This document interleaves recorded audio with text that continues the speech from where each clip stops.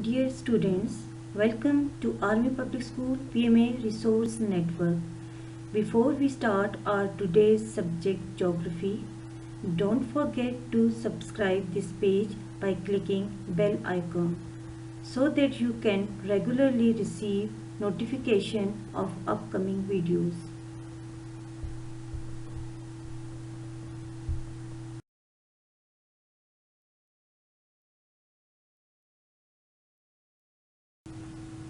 In our today subject geography, we are going to learn about earthquakes and volcanoes. Students, let's get started with the first part, earthquakes. Our learning focus are define an earthquake and the causes leading to it, name the instruments used to measure the intensity of an earthquake, explain the factors that determine the intensity of an earthquake.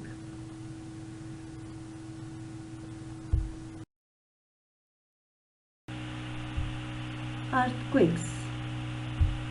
Students, everybody knows the word vibration or earthquake. Earthquakes are tremor. Tremor is the other name for earthquake that have occurred the earth's crust. Students, you know the internal structure of earth. The earth's internal structure is made up of three zones: the core, the mantle and the crust. The core is the innermost zone of the earth.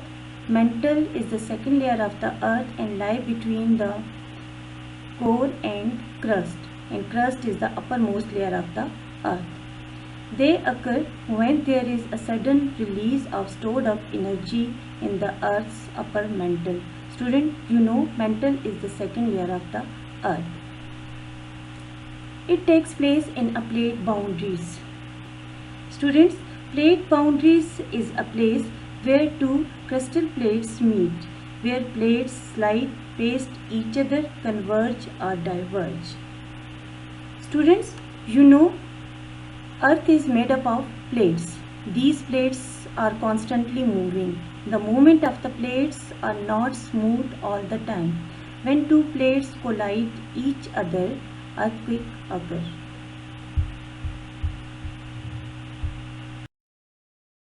Students, the point at which earthquake take place is known as the focus. This could be deep inside the crystal plate or near the earth's surface.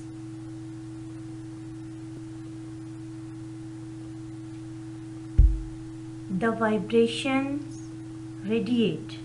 Radiates mean it's a rays or energy to go in a direct line from a central point from the focus in all direction is seismic waves. Seismic waves are waves which caused by earthquake.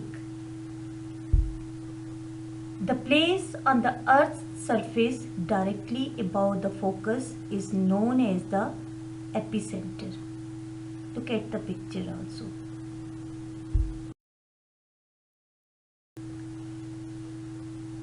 Students, you know some earthquakes are very strong while others are weak. Scientists use an instrument known as seismograph. Seismograph is an instrument which used to measure earthquake. This is an instrument. Look at picture, and it consists of frame, wire, pendulum, pen, paper drum, base and tracing of vibration. Students, magnitude or the amount of energy released by an earthquake is calculated using the Richter scale. Richter scale is a logarithmic scale where the numbers on the scale measure factors of 10. On this scale, a 6 means that the tremor in the earthquake is 10 times greater than a scale of 5, and the amount of energy released is about 32 times greater. Richter scale provides the description for the values on the scale which effects on places and people live. Look at the table, which you can easily understand. If the value on a Richter scale is 1, not noticeable by people; if 2, not noticeable by people; if 3, not noticeable by people; if the value on a Richter scale is 4, felt by people inside a house, windows may rattle, slight damage; if the value on a Richter scale is 5, people may run outside a house, furniture may move, moderate damage; if the value on a Richter scale is 6, poorly built buildings may collapse, considerable damage; if the value on a Richter scale is 7, many buildings collapse, bridges collapse, serious damage; if the value on a Richter scale is 8 to 10, most buildings collapse, tremendous damage.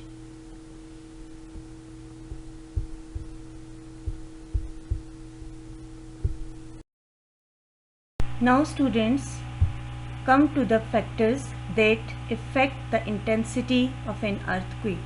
First factor is magnitude. Magnitude means size.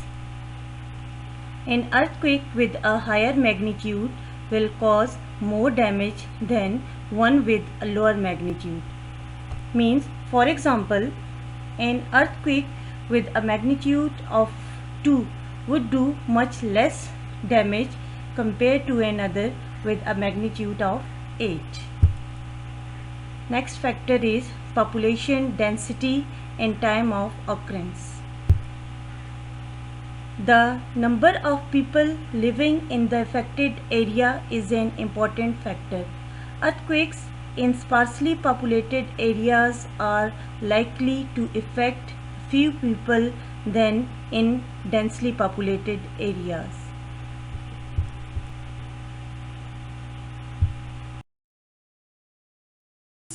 Next factor is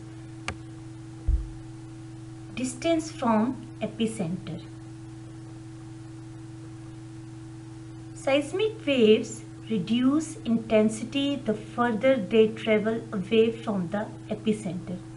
Therefore, damage to places near the epicenter are more extensive than damage to places further away from the epicenter. Means, earthquake generate seismic waves, and these waves are strongest near the epicenter and reduce in intensity as they travel further away from the epicenter. So, those areas which are above or near the epicenter will be affected more. Next factor is depth from epicenter. The next factor is depth of an earthquake.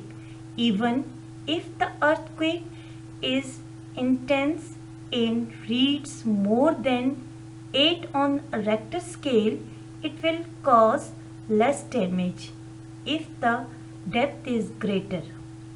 A shallow earthquake with less intensity will cause more damage if it occurs near the surface.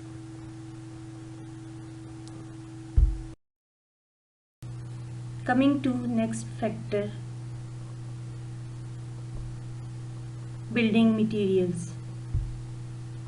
Students, buildings built on foundations of stone are more likely to withstand seismic shaking and are less likely to collapse. Sometimes the foundations of buildings can be built with shock absorbing materials such as rubber. These materials are flexible enough to withstand and absorb the shock waves that result from an earthquake. Wood and steel are better materials to withstand earthquakes than concrete and bricks. Means using strong building materials and following building central authority by laws help to minimize damage in cities. However, where there is mushroom growth and unplanned development, there is greater damage.